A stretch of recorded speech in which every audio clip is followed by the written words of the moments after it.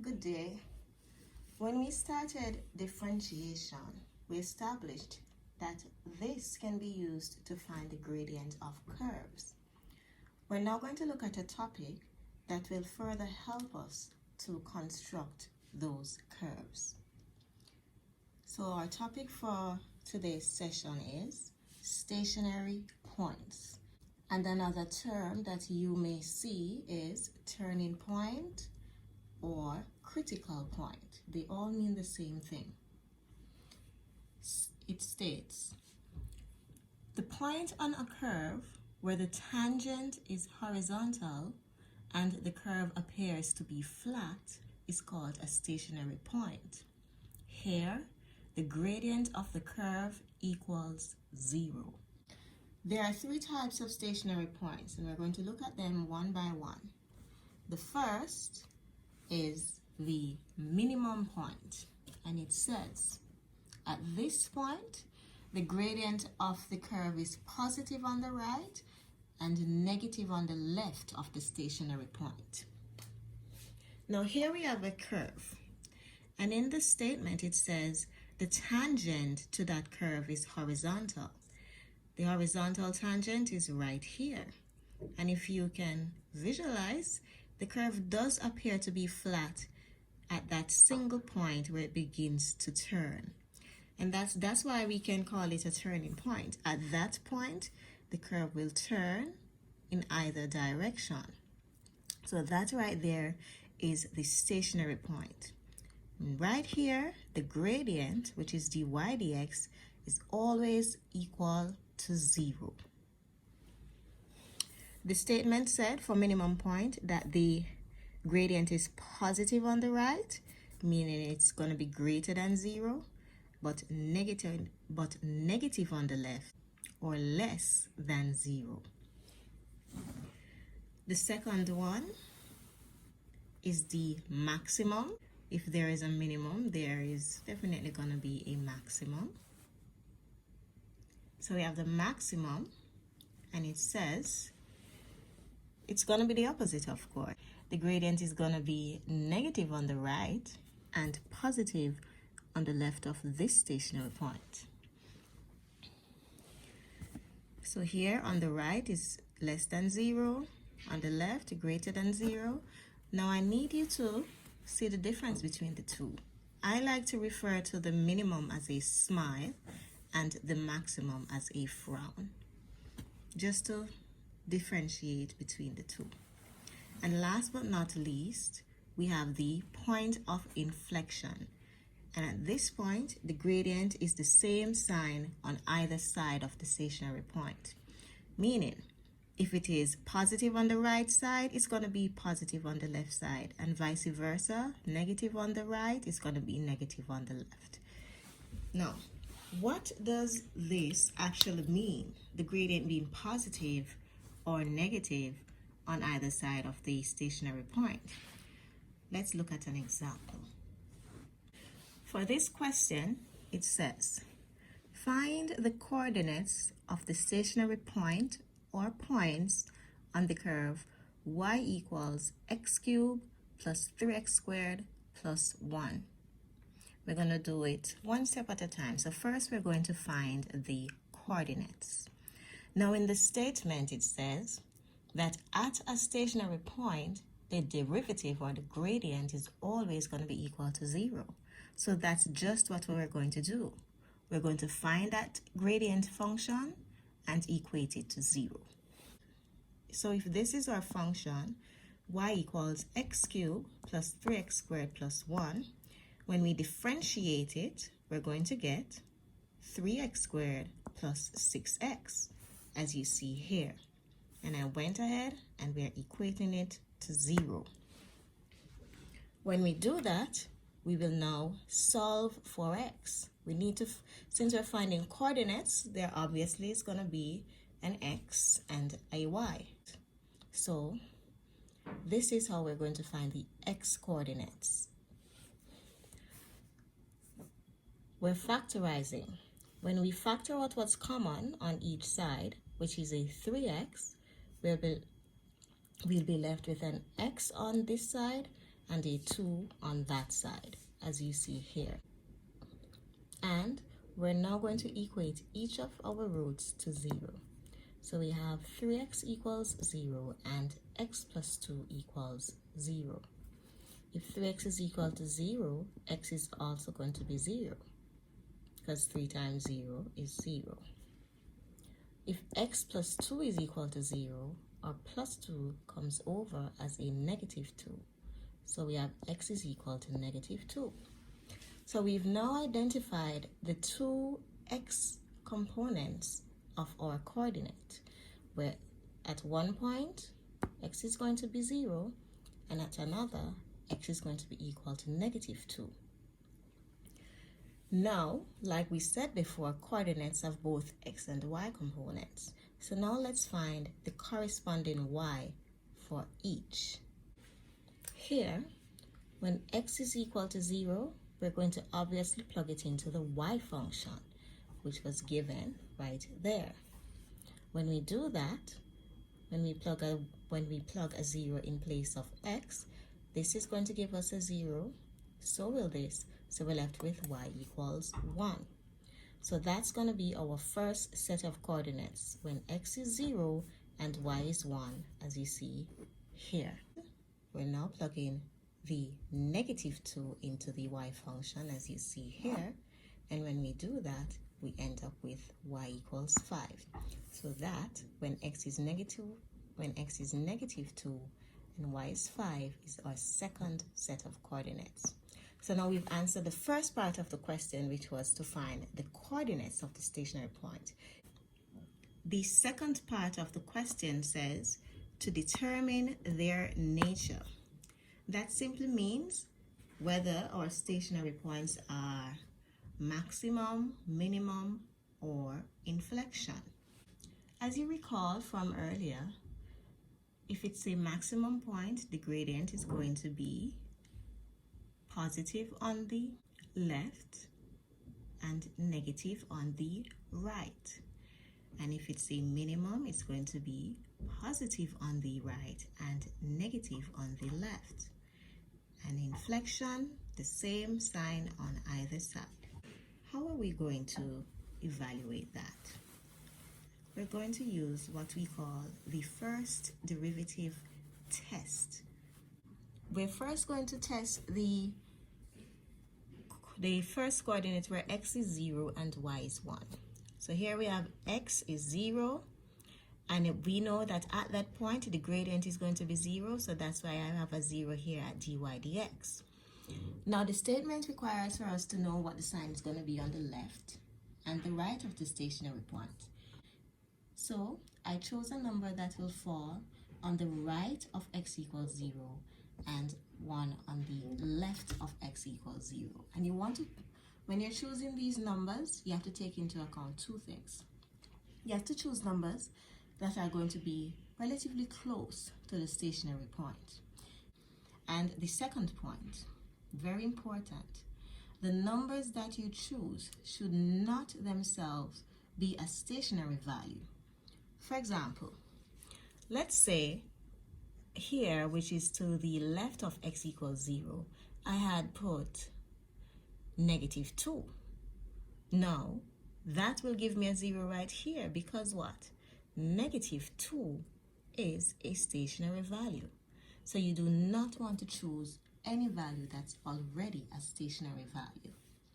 So, continuing, I will now see what the gradient will be on the right and the left of the stationary point. I plugged 1 into the gradient function, as you see here, to give me 9. I then plugged negative 1 into the gradient function, and that gave me a negative 3. So now I have a stationary point where the gradient is positive on the right and negative on the left. So therefore, it is a minimum stationary point. Now let's test the second stationary value, where x is equal to negative 2. So once again, we'll need a value that will be on the right of negative 2 and the left of -2 without choosing one that's already stationary. I went ahead and used -1 again because we already know what that answer will be. From here, we got a -3. So I put my -3 down. I now need a value that's going to be less than -2, and I chose -3. And when that is plugged into the gradient function, which was 3x squared plus 6x, plugging -3 in place of x gives me a +9. So here at our stationary value when x is -2, we have the gradient being negative on the right and positive on the left. So that makes it a maximum point. So now we've established the coordinates, which are x is 0, y is 1, and x is -2, y is 5. And at those particular points, this one is a minimum point, and this one is a maximum point. Now for the last part of the question, which is to sketch the curve. Now we have our coordinates, which are 0, 1, and -2, 5. Since we're sketching a curve, we're graphing a curve, we need axes. We need a y-axis and an x-axis. For the scale on these axes, we're going to look at our points because this is a sketch, of course, so it's not going to be entirely to scale. So we're going to go ahead and plot our points. At 0, 1, x is 0 and y is 1. So we go on our x-axis and we find 0. Then we go up to our y-axis at 1. And right there is our first stationary point. Now if you recall, that stationary point is a minimum, and I like using reference as a smile. This stationary point is a maximum and gonna be a frown. So here the minimum 0, 1 is our first point. So I went ahead and put a nice little smile intersecting that point.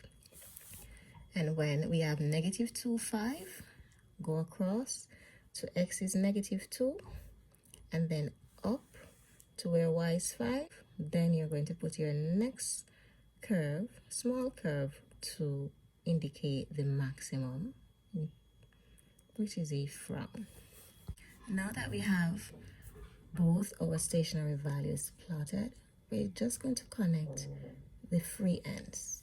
I connected these ends and I extended these two ends. And right here we have the curve for the function y equals x cubed plus 3x squared plus 1. Now we have a question we're going to do together. It says, a curve is defined by the equation y equals x cubed minus 6x squared plus 9x plus 2. Find the coordinate of the stationary points, determine their nature, and sketch the curve. The first thing we need is, of course, the gradient that we will equate to 0. So here dy dx will be equal to 3x squared minus 12x plus 9, which we then equate to 0. And when we're doing that, remember what we want to find are the x values.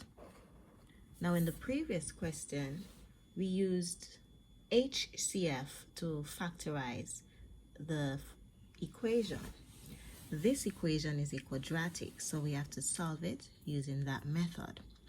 So here we'll say a times c, which is 3 times 9 is 27, and we need values to give us b. Now the factors that will give us this 12 are 3 and 9. and we need to know the signs. Since it is a negative 12, it's going to be a negative 3 and a negative 9. So in place of this negative 12x, we're going to substitute that, giving us 3x squared minus 3x minus 9x, and our plus 9 goes back. Separating, on this side 3x is common, and I'll be left with an x minus 1. On this side, remember we need whatever is in this first bracket to be in that second bracket, so we have to factor out a negative 9, so we get that positive x and a negative 1 in our bracket. So now we have the roots, which are 3x minus 9 and x minus 1.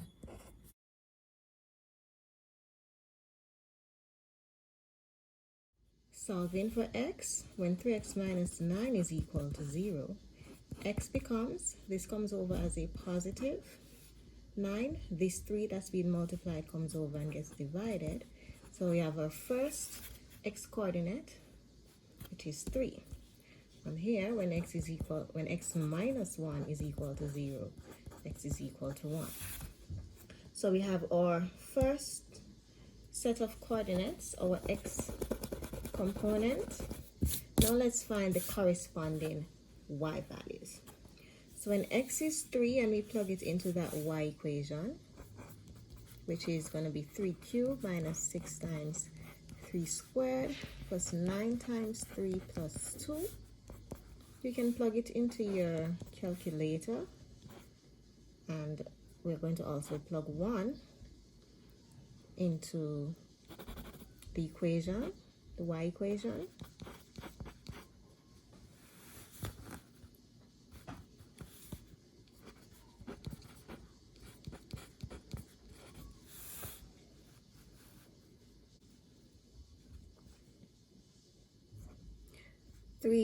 Three cubed is 27. Here 3 squared is 9. 9 times 6 is going to give us a negative 54.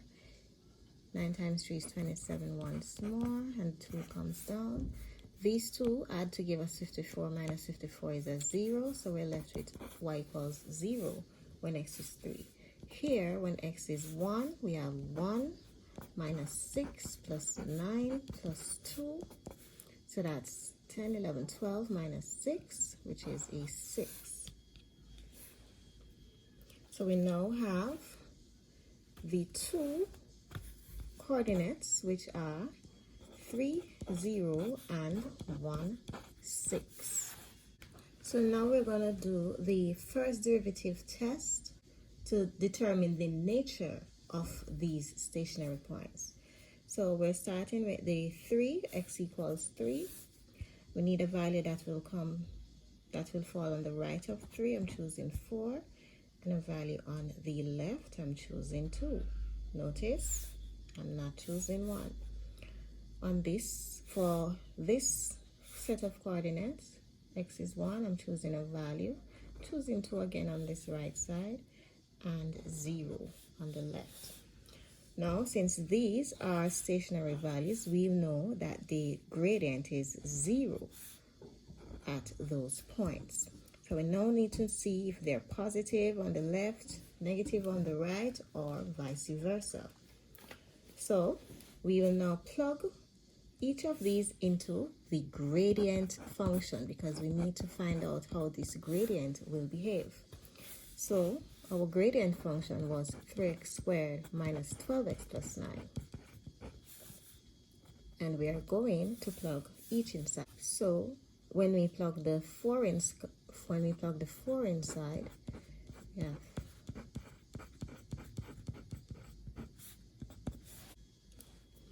we have 4 squared is 16 times 3, 48. 4 12s, that's minus 48. So we're left with 9 when x is 4. And when x is 2,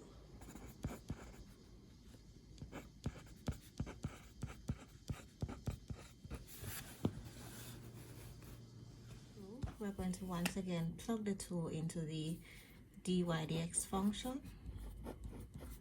So we get 2 squared is 4, 4 3 is 12, minus 24 plus 9, which gives us negative 12 plus 9 in negative 3. So therefore, when x is 2, we get a negative 3. So here we have positive on the right, negative on the left. When x is 3, so that's the coordinate 3, 0. So this is a minimum. Now let's find out what we'll get at the other coordinate. X is 1, y is 6. We already did 2 and got a negative 3. So now let's plug 0 into the function. Simply this is going to be 0, 0, and you're left with a 9 right there. So we have a negative 3 on the right, positive 9 on the left. So this is a maximum.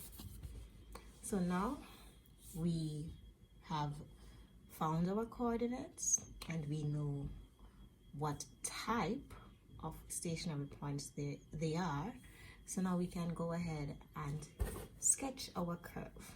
So we have our stationary points, 3, 0, which is a minimum, and 1, 6, which is a maximum. So let's draw our graph. On our y-axis, 0 to 6. As a matter of fact, if you notice, we don't have any negative numbers, so we only need the positive axes. So we're going from 0 to 7, just so we include our 6. And on the x-axis, we have a 3 and a 1. I'm going across to 4. That makes it a little small. We can change the scaling on this axis. Rather than counting by 1, I'm going to use 2 centimeters for each. So first we have x is 3, y is 0. So we go across the 3 on our x-axis, and on our x-axis, anywhere along it, y is 0. So this right here is where our minimum is going to be, right touching that axis. So we put our little smile to indicate our minimum here at 3, 0. Then we have our maximum at 1, 6. After reviewing, I noticed I made an error for my y value. This should be a 2, because that's 54 minus 54, leaving us with a 2. So the coordinate is 3, 2.